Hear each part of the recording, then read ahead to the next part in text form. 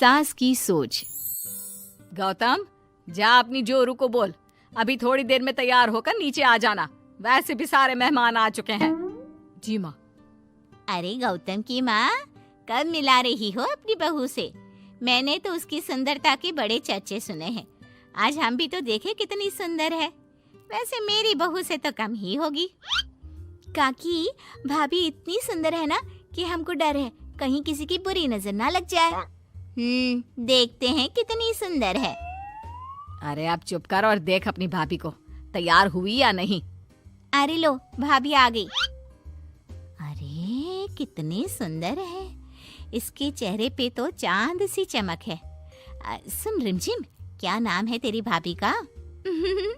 सही पहचाना आपने, चांदनी है मेरी भाभी का नाम। क्या हुआ काकी, मुंह से बाहर शब्द नहीं निकल रहे? या चांदनी भाभी की चांद सी सुंदरता ने आपका मुंह बंद करवा दिया? हाँ, सुंदर तो है, पर सुंदरता से क्या होता है? लड़की में गुण भी तो होने चाहिए। मेरी बहू में सुंदरता के साथ साथ संस्कार भी है। अरे वाह गौतम, सच्ची में तुम्हारी बीवी बहुत सुंदर है। हाँ, एकदम चांद जैसे अलग चमक रही है तुम्हारी बीवी इस पूरी पार्टी में। बात तो तुम एकदम सही कह रहे हो। इस भीड़ में भी सबसे अलग चमक रही है मेरी चांदनी। आज इस पार्टी में तुम्हारी बीवी की सुंदरता ने 4 चांद लगा दिया है। कुछ दिनों बाद जब गौतम की माँ आस पड़ोस की औरतों से गप्पे मार रही होती है। माँ जी, मेरी माँ की तबीयत थोड़ी खराब है, आप इजाजत दो तो क्या मैं और गौतम एक बार वहाँ हो आए? हाँ हाँ बहू, ठीक है। जब शाम को गौतम काम से आ जाए तो अपने मायके हो आना। ये क्या, उसने बोला और तुमने जाने दिया? हाँ, अभी उसने बताया तो सही, उसकी माँ की तबीयत खराब है। लेकिन तुमने जाने क्यों दिया? तुम्हें मना कर देना चाहिए था। लेकिन क्यों? अरे तुम्हारी बहू को अभी शादी किए थोड़े ही दिन हुए हैं और वो अपने मायके जा रही है। अरे घूमने थोड़ी ना जा रही है, वो अपनी माँ को देखने जा रही है। अरे कुछ नहीं जानती, बहुत भोली हो। ये बहुएं बस बहाने बनाती हैं अपने मायके जाने के लिए। मैं तो कहती हूँ तुम अपनी बहू पे थोड़ा ध्यान दो। एक तो तुम्हारी बहू रूप की सुंदर है, कहीं तुम्हारे बेटे को बहला फुसला ना दे। अरे लेकिन वो ऐसा क्यों करेगी? और वैसे भी वो ऐसी नहीं है, वो मेरा बहुत ध्यान रखती है। तुम ना आजकल के बच्चों को नहीं जानती। शुरू शुरू में ये सास की सेवा करना, परिवार का ख्याल रखना बहुत अच्छे से जानती है और पीठ पीछे अपने पतियों को परिवार से अलग होने की सलाह देती रहती है। क्यों बहनों, क्या मैं गलत कह रही हूँ? हाँ वैसे बात तो सही है आपकी। और पता है, मेरी बहन की बेटी की शादी को अभी 1 महीना भी नहीं हुआ और उसका बेटा अपनी बीवी की हर बात मानता है। और तो और अपनी बीवी के लिए अपनी माँ से लड़ता भी है। पूरा का पूरा अपनी जोरू का गुलाम बन गया है। तुम्हारी बहू वैसे भी इतनी सुंदर है, ऊपर से पढ़ी लिखी भी है। और आजकल की पढ़ी लिखी लड़कियां अपने पति को चिकनी चुपड़ी बातों में फंसाकर अपना काम निकलवाना जानती है। हाँ। अरे हाँ, पर मेरी बहू चांदनी समझदार है। हाँ यही तो बात है। तुम किसी के चेहरे पे देखकर उसके दिमाग में क्या चल रहा है वो थोड़ी ना बता सकती हो। और हाँ, अपनी बहू के चांद से सुंदर चेहरे को देखकर धोखा मत खा जाना। अरे जरूरी थोड़ी ना है जो इंसान चेहरे से सुंदर हो वो मन से भी सुंदर हो, क्योंकि चांद पे भी तो दाग होते हैं। थोड़ी देर बाद सभी अपने अपने घर चले जाते हैं। शाम को चांदनी और गौतम घर आते हैं। और बहू, माँ को देखाई? जी माँ जी, अब थोड़ा ठीक है।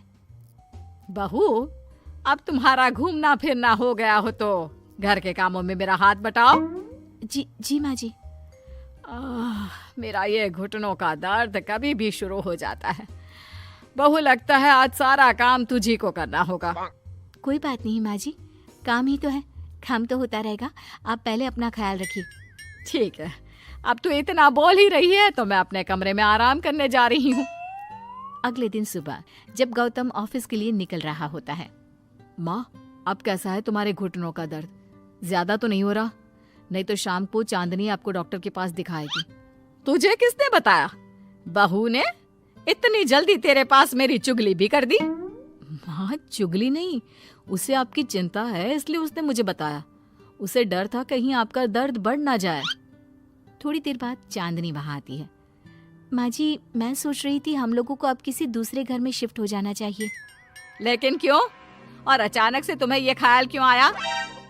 वो माँ जी, मेरी एक सहेली अपना घर बेच रही है और उसका घर गौतम के ऑफिस के पास पड़ता है। और देखिए ना, गौतम को यहाँ से ऑफिस कितना दूर पड़ता है और आपके लिए भी बाजार दूर पड़ता है। अगर हम वो घर खरीद लेते हैं तो हमारा कितना फायदा है। गौतम को ऑफिस के लिए दूर नहीं जाना पड़ेगा और आपको जब शॉपिंग जाने का मन करे आप जा सकती हो। ऊपर से वो मेरी दोस्त है तो वो हमें घर थोड़े कम दाम में भी बेचेगी। हाँ, बात तो तुम सही कह रही हो। कोई जरूरत नहीं है घर बदलने की। और तू तू क्या अपनी बीवी के हाँ में हाँ मिला रहा है? लेकिन माँ, मैंने एक बार बोल दिया ना तो बस, अब इसके बारे में कोई बात नहीं होगी। और ये कहते हुए वो अपने कमरे में चली जाती है। चांदनी भी उनके पीछे पीछे चली जाती है। क्या हुआ माँ जी? मैं कुछ दिनों से देख रही हूँ आप कुछ अजीब सा बर्ताव कर रही हैं। क्या अजीब सा? ऐसा ही तो करती हूँ। अगर तू मुझसे घर के बारे में बात करने आई है तो पहले ही कह देती हूँ, बिल्कुल नहीं। नहीं माँ जी, घर के बारे में बात करने नहीं आई। माँ जी, मुझसे कोई गलती हो गई है क्या? अगर कोई गलती की है तो डांट दीजिए, बात कीजिए। पर माँ जी, ऐसा व्यवहार मत कीजिए। मैं बिल्कुल बुरा नहीं मानूंगी। और अगर आप अभी बताना नहीं चाहती तो आपका जब मन करे बता देना। मैं बस इतना ही कहने आई थी। कहीं मैं आस पड़ोस की औरतों की बातों में आके अपनी बहू के साथ गलत तो नहीं कर रही?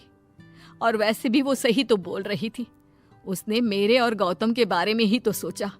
वो हमारे बारे में इतना सोच रही है और मैं दूसरों की बातों में आकर उस पर शक कर रही हूँ।